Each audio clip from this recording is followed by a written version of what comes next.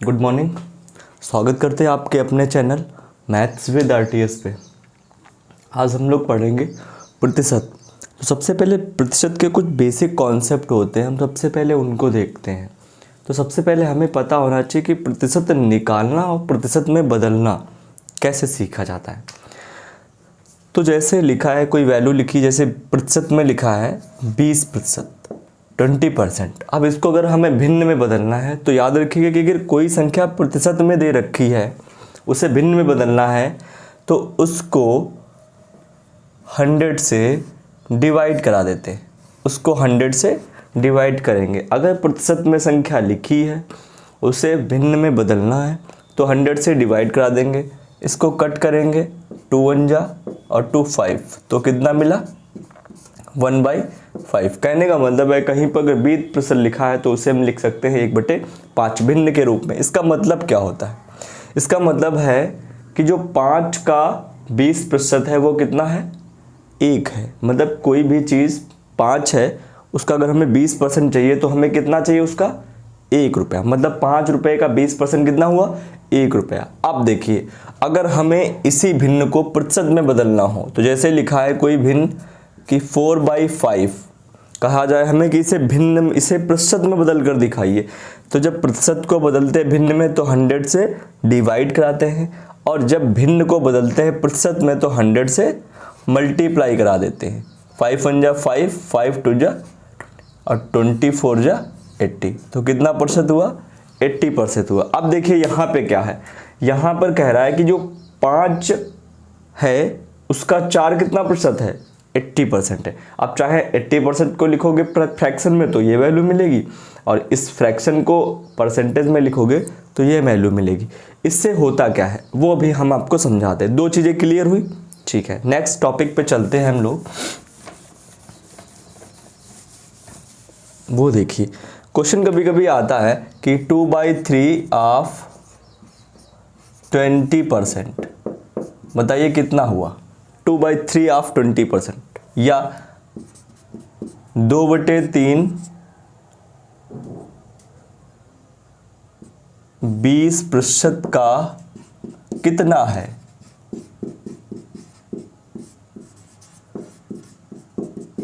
इस तरीके से क्वेश्चन। तो हमेशा ऑफ का मतलब होता है इनटू। देखिए जैसे 2/3 ऑफ मतलब इनटू 20, प्रतिशत हटाने के लिए 100 से डिवाइड करा देंगे। 21 25, ऊपर से कुछ भी कटेगा पिटेगा नहीं। तो 2 1 जा 2 और 5 3 जा 15। कितना आंसर आया, 2/। ये वैल्यूज़ आपको लर्न होनी चाहिए। जैसे 1/3 का कितना होता है, 33 होल 1/3%, 1/4 का 25%, 1/5 को 20%। मतलब आपको फ्रैक्शन में वैल्यू नहीं दी होंगी, आपको परसेंटेज में वैल्यू दी होंगी। अगर आपको फ्रैक्शन पता है, उस परसेंट का फ्रैक्शन पता है, तो आप क्वेश्चन को बहुत ही आसानी से कर सकते हैं। ये आपके दिमाग में जैसे ही परसेंटेज आपको दिखे, मान लो ये परसेंटेज दिया तो आपको तुरंत पता होना चाहिए कि इसकी फ्रैक्शन वैल्यू 1/12 होती है। मान लो ये दिया है आपको, तो इसका फ्रैक्शन आपको पता होना चाहिए कि ये होता है। ये तो हो गए बेसिक। उसके बाद कुछ इंपॉर्टेंट केस होते हैं जो ज़्यादा क्वांटिटी में पूछे आते हैं कि ये फ्रैक्शन दे देगा और उसका आपको परसेंटेज, वो फ्रैक्शन देगा, परसेंटेज देगा, उसका फ्रैक्शन आपको पता होना चाहिए। तो वो स्पेशल केस क्या है ये आप नोट कर लीजिएगा, उसके बाद वो बताते हैं आपको। अब ये कुछ बेसिक थोड़े और कॉन्सेप्ट हैं जो ज़्यादा क्वांटिटी में पूछा जाता है। जैसे आपका हुआ 3/8, ये 37 1/3, ये बहुत पूछा जाता है। 62 होल 1/2, ये वैल्यू, ये इस तरीके की वैल्यू ये ज़्यादा पूछी जाती है। तो इनको आपको ज़्यादा रिमाइंडिंग में रखना है, माइंड में। जैसे ही आपको परसेंटेज वैल्यू जो भी दिखे, आपको तुरंत उसे क्या करना है, अपने माइंड में ला लेना है कि इसका जो फ्रैक्शन है वो ये होगा, ठीक है ना। इसके बाद एक पॉइंट आता है, इसको आप नोट कर लीजिएगा। इसके बाद एक पॉइंट आता है कि जो बड़ी का फ्रैक्शन लिखा है, बड़ा अगर परसेंटेज लिखा है मान लो, तो उसे हम लोग फ्रैक्शन में कैसे बदलें। मान लो सिंपल सा दिया है इसको तो हमने ये लिख लिया, इसको दिया तो ये लिख लिया, इसको दिया तो ये लिख लिया, तो याद है हमें। मान लो 100 नियर अबाउट 100 में दी हो तो हम उसे कैसे सॉल्व करेंगे, 1/12 डिवाइड 1/2%। अब इसे सॉल्व करने के लिए हम लोग क्या करें, देखिएगा। इसको हम लोग तोड़ लेंगे, ऐसी वैल्यूज़ में तोड़ेंगे जिसका फ्रैक्शन बन रहा हो। तो हम इसको अगर तोड़ें तो इसको हम लिख सकते हैं 100, लिख सकते हैं कि नहीं लिख सकते हैं, एड 12 होल बाई 2%।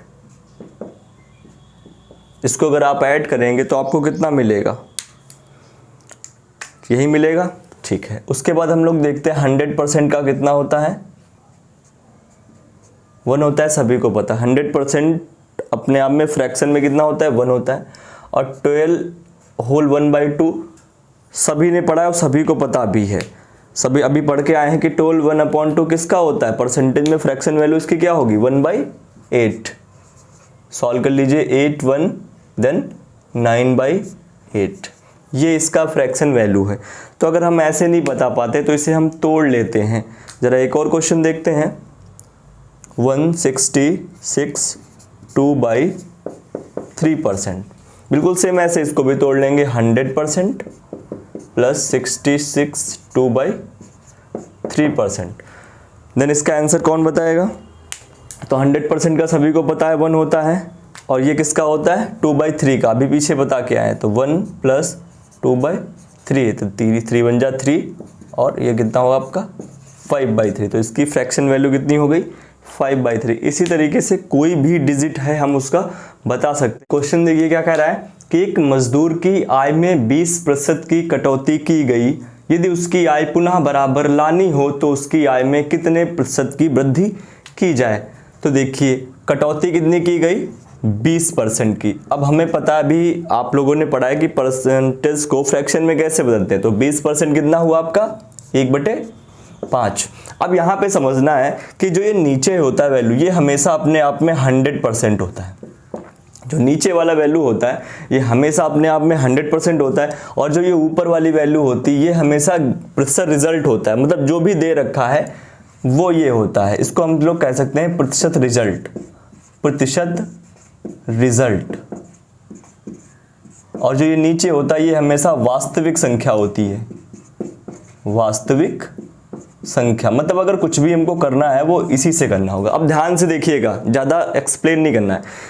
पहले उसका कितना था,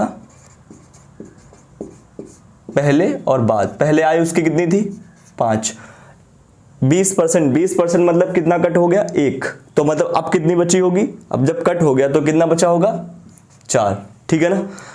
यदि उसकी आय पुनः बराबर लानी हो, बराबर का मतलब है जो बाद में उसकी आय है 4, अब उसको कितना करना है 5। चलो देखो 4 से 5 करने में कितने की वृद्धि करनी पड़ेगी, 1 की वृद्धि। अच्छा किससे करनी पड़ी हमको, 4 से या 5 से, 4 से ही तो वृद्धि करनी पड़ी है। तो जिससे करनी होगी वो हमेशा नीचे होगा, इंटू 100 4 25, कितना आंसर आ गया 25%। तो उसकी आय में कितनी वृद्धि करनी पड़ेगी 25% की। अच्छा अगर वो यहीं पर ये कह रहा होता कि उसकी आय 20% बढ़ा दी गई, तो हम लोग क्या करते, यहाँ पर उसकी आय 20% बढ़ा देते, लेकिन तब क्वेश्चन दूसरा बनता है, ठीक है। तो एक ही आप देखिएगा, एक बढ़ाने वाला देखते हैं। ये क्वेश्चन देखिए कि खाद्य सामग्री का मूल्य 10% बढ़ गया, कितना बढ़ गया 10%। 10% को फ्रैक्शन में कितना लिखेंगे 1/10। व्यक्ति खपत कितनी प्रतिशत कम कर दे, मतलब जब बढ़ गया है तो अब क्या कर रहा है, कम कर दे। इसका मतलब पहले उसकी खपत कितनी थी 10, बाद में जब बढ़ गया तो उसकी खपत कितनी हो गई 11। अब कह रहा है कितने प्रतिशत खपत को कम कर दे, तो कम कितना करना है, उसे करना कितना है, जितनी पहले हो रही थी 10 हो रही थी, अब हो रही कितनी 11, तो कम उसे कितनी करनी है 1। किससे करनी है 11 से, 100/11%। इसको आप काट पीट के भी लिख सकते हैं, जैसे इसको हम कितना लिखना चाहें तो 9 सही 1/11%, ये भी लिख सकते हैं, ठीक है ना। तो आप जितना भी कट पीट जिस तरीके से आंसर आ रहा होगा आपको, उसमें आप उसी तरीके से आंसर लाएंगे। अगर ये आ रहा है तो ये लाएंगे, ये आ रहा है तो। एक और क्वेश्चन देखते हैं कि राम की आयु श्याम से 50% अधिक है, तो श्याम की आयु राम से कितनी प्रतिशत कम है। तो 50% अधिक है, इसका मतलब 1/2। अब यहाँ से ध्यान से देखना, ये आयु इसमें हम कैसे बताएंगे कौन सी आयु राम की है कौन सी आयु श्याम की है। तो जरा देखिए, राम की आयु श्याम से 50% अधिक, किसकी आयु अधिक है, राम की अधिक है, कितना 1, यही तो है 50%। तो पहले, और श्याम की आयु यहाँ पे कितनी हो गई 2, तो हम लिख लेंगे यहाँ पे श्याम और राम, तो श्याम की कितनी है 2, क्योंकि अधिक है राम की तो राम के आगे 3, ठीक है ना। आगे कह रहा है श्याम की आयु राम से कितना प्रतिशत कम है, तो पहले हम देखेंगे कम कितना है, तो कम है 1। जिससे कह रहा है, किससे कह रहा है, राम से कितना कम है, तो राम से, तो राम की कितनी आयु है 3 × 100, काट लेंगे 33 सही, 33 सही 1/3%, ये आपका आंसर हो जाएगा। यहाँ पे क्वेश्चन अधिकतर एक ए बी वाला पूछता है कि ए की आयु बी से इतना प्रतिशत कम है, इतना प्रतिशत, एक तो बताओ बी की आयु ए से। तो हमेशा याद रखो जिसके आगे से लगा हो उसी की वैल्यू हमेशा नीचे रहेगी, बस इतना आप अपने दिमाग में सेव कर लीजिए कि जिसके आगे से लगा हो वही नीचे रहेगा, बस आप आराम से क्वेश्चंस को सॉल्व कर सकते हैं। देखिए क्वेश्चन कि एक वस्तु का विक्रय मूल्य 20% कम करने पर उसकी बिक्री 80% बढ़ गई, उसकी कुल बिक्री वास्तव में कितने प्रतिशत बढ़ी। तो देखिए पहले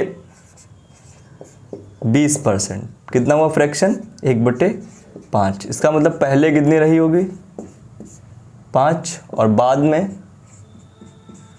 कितनी हो गई होगी 4, ठीक है। अच्छा ये हमें पता है ये एसपी है, याद रखिए, क्योंकि यहाँ पे क्या दे रखा है विक्रय मूल्य, सेलिंग प्राइस। उसके बाद 80%, तो 80% आप कन्वर्ट कर लीजिएगा 4/5, फ्रैक्शनल वैल्यू आएगी, मतलब पहले कितनी रही होगी 5 और बाद में कितनी हो गई 9, क्योंकि बढ़ गई है, बिक्री बढ़ गई है, तो ये ऐड करके लिखेंगे। अच्छा यहाँ पे एक चीज़ देखिए आप लोग कि जो ये चीज़ कह रहा है कि उसकी बिक्री 80% बढ़ गई, यहाँ पे मूल्य नहीं बढ़ा, यहाँ पे उसकी बिक्री, इसका मतलब वो वस्तुएं जो थी वो उनकी बिक्री 80% बढ़ गई।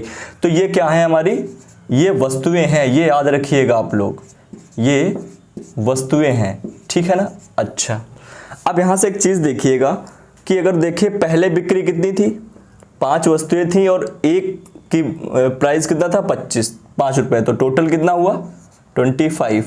अच्छा यहाँ पे कितना हुआ 36।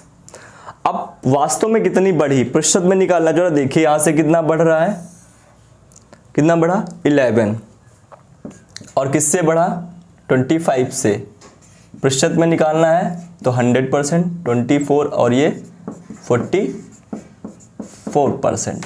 समझ में आया। यहाँ पे बस हमको एक चीज़ समझनी थी कि जो चीज़ ये कह रहा था बिक्री 80% बढ़ गई, इसका मतलब जो वो वस्तुएं थी उनकी रेट नहीं बढ़ी है, उनकी जो क्वांटिटी थी वो बढ़ गई 80%।